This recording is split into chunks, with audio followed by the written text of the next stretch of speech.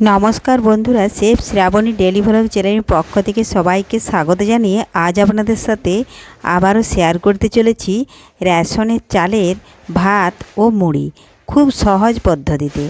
আপনারা প্রথম থেকে পুরো ভিডিওটা শেষ পর্যন্ত দেখতে থাকুন।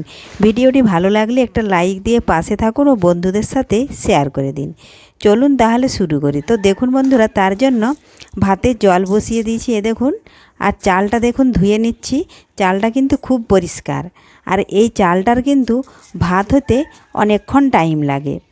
দেখুন বন্ধুরা, এই চালটা ধুয়ে দিয়ে আমার কিন্তু অন্যান্য বাকি কাজ সমস্ত হয়ে যায়।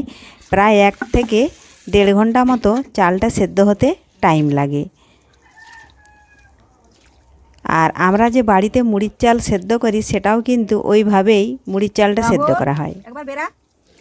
তো দেখুন বন্ধুরা, ভালোভাবে ধুয়ে পরিষ্কার করে নিচ্ছি। এই দেখুন ধুয়ে নিয়েছি 2 থেকে 3 বার। এখন জল গরম হয়ে গেছে। দেখুন আমি চালটা ছেড়ে দিলাম। এই দেখুন চাল ছেড়ে দিয়েছি। এখন ভাত হতে হতে আমার গ্যাসে এদিকে অন্যান্য তরিতরকারি সব হয়ে যাবে, তাও কিন্তু ভাত হবে না। তো ভাতটা এদিকে হতে থাকুক, আমি এদিকে মুড়ির চালটা রেডি করে নিই ওই চালেরই। দেখুন বন্ধুরা, মুড়ি বানাবো ওই ভাতের চালটারে। দেখুন তার জন্য আমি কিছুটা চাল নিয়েছি। দেখুন চালটা কিন্তু যে চালটায় ভাত বসালাম সেই চালটাই দেখুন আমি নিয়েছি। আমি এখানে পরিমাণ মতো মাপ করে নিয়েছি। এখন দেখুন চালটা একটু চালিয়ে নেব, কারণ যদি ছোট ছোট বালি পাথর কিংবা দরা চাল থাকে তাহলে কিন্তু এই চালনিটা দিয়ে চালিয়ে নিতে হবে, তাহলে মুড়িটা কিন্তু খুব ভালো হয়।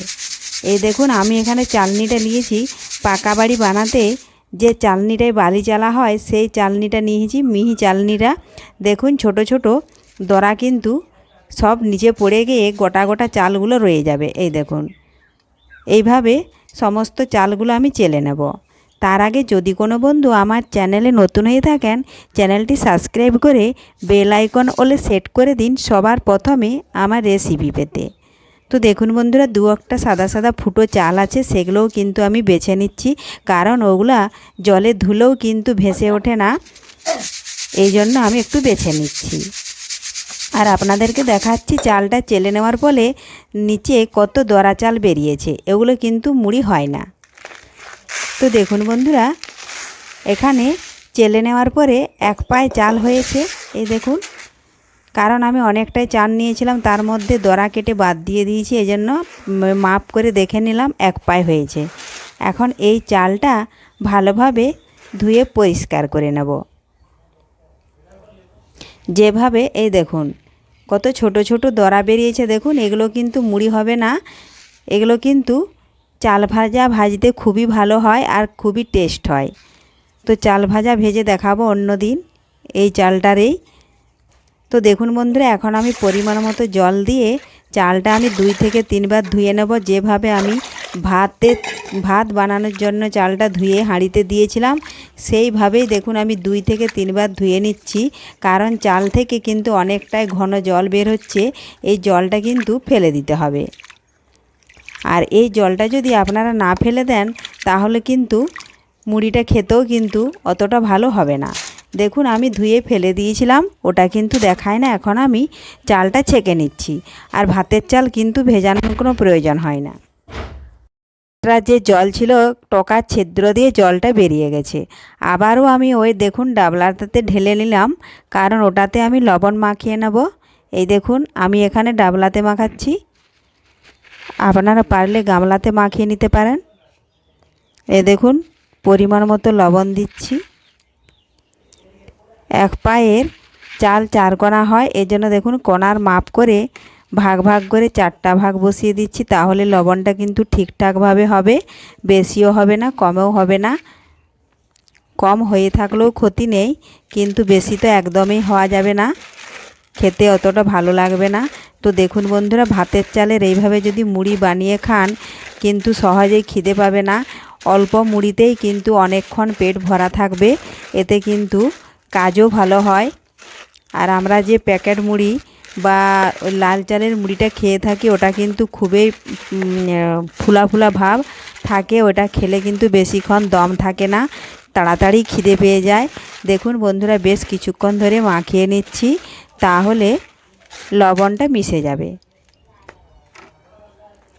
এই দেখুন বেশ কিছুক্ষণ মাখানোর পরে একটু আমি সামান্য পরিমাণে সাদা তেল দিয়ে দেব। 1 চামচ দিচ্ছি আমি, চালের পরিমাণ অনুযায়ী দিতে হবে। আমি এখানে সাদা তেল দিচ্ছি, আপনারা পারলে সরষের তেলও দিতে পারেন, ওটা কোনো ব্যাপার না।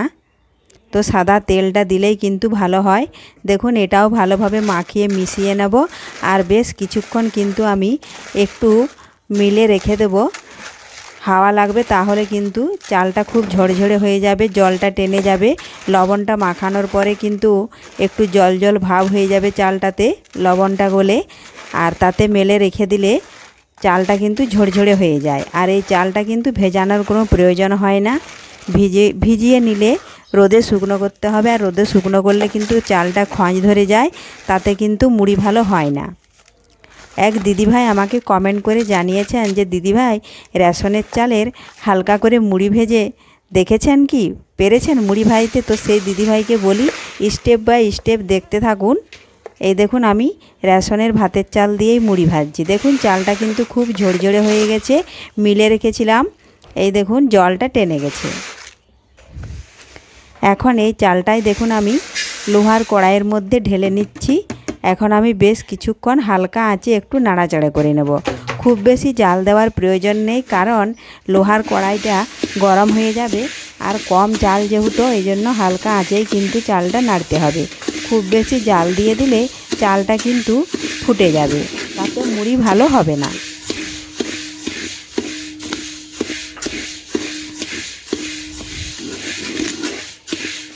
তো দেখুন বন্ধুরা, এই পদ্ধতিতে আপনারাও বানিয়ে নিতে পারবেন খুব সহজেই রেশনের চালের মুড়ি ও ভাত।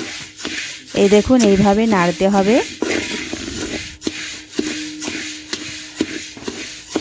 আপনারা যদি পারেন এইভাবে সঙ্গে সঙ্গে না যদি ভাজেন, তো একদিন চালটা ধুয়ে লবণ মাখিয়ে একদিন মিলে রেখে দিলেও হবে। তো দেখুন বন্ধুরা, চালটা কিন্তু লাল হয়ে এসছে, আর আমি এখন নামিয়ে নিয়েছি। একটু কালারটা চেঞ্জ হয়ে গেছে। এই দেখুন নামিয়ে নিয়ে, লোহার কড়াইটা কিন্তু অনেকটাই গরম আছে, আমি আবারও কিছুক্ষণ নাড়াচাড়া করে নিচ্ছি নামিয়ে, তাহলে চালটা একটু ঠান্ডা হয়ে যাবে। খুব গরমে গরমেও কিন্তু মুড়ি হয় না, পরপর পরপর শব্দ হবে খোলার মধ্যে চাল দিলে, এই জন্য একটু ঠান্ডা করে নেব। আর এদিকে দেখুন উনুনের মধ্যে আমি খোলা বসিয়ে বালি দিয়ে দিয়েছি। বালিটা কিন্তু একটু ভালোভাবে গরম হতে হবে। এই দেখুন বন্ধুরা, চালটা কিন্তু হয়ে গেছে।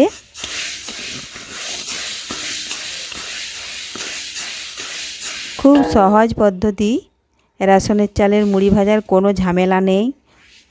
লাল চাল যেমন ধুয়ে শুকনো করতে হয়, জল মরিয়ে রাখতে হয়। তো দেখুন বন্ধুরা, বালি গরম হয়ে গেছে, আমি সামান্য কিছুটা চাল নিয়েছি, আর এই দেখুন এইভাবে কুচি দিয়ে নাড়াচাড়া করতেই দেখুন খুব সুন্দর মুড়িগুলো ফুটে উঠেছে। এখন মুড়িগুলো আমি এই দেখুন কুচির সাহায্যে বের করে নেব।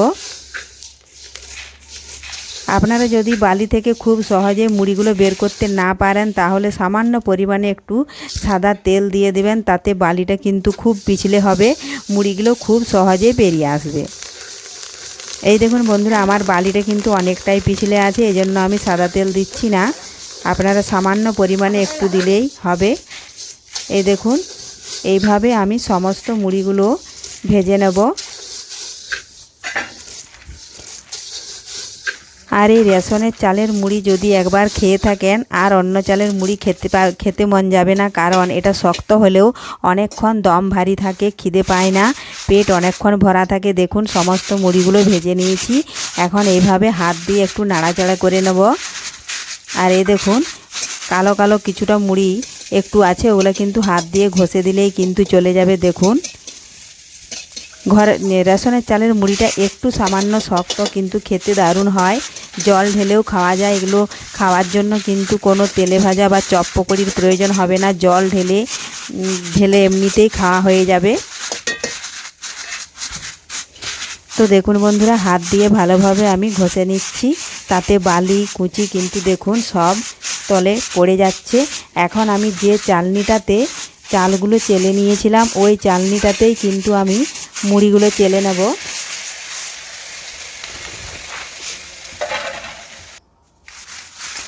তার জন্য দেখুন আমি মুড়িগুলো কুড়িয়ে নিয়েছি।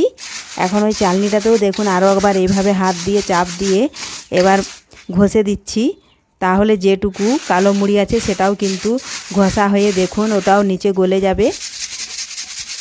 তো দেখুন বন্ধুরা আমি নাড়াচাড়া করে নিয়েছি, বালি কুঁচির নিচে পড়ে গেছে। এখন ওপরের মুড়িগুলো দেখুন কি সুন্দর হয়েছে। আমি কিন্তু এখন ডাবলার মধ্যে কুড়িয়ে নেব। তো এইভাবে আপনারাও খুব সহজেই ভাত মুড়ি বানিয়ে নিতে পারবেন বাড়িতেই রেশনের চাল থেকে। ভিডিওটি ভালো লাগলে লাইক শেয়ার কমেন্ট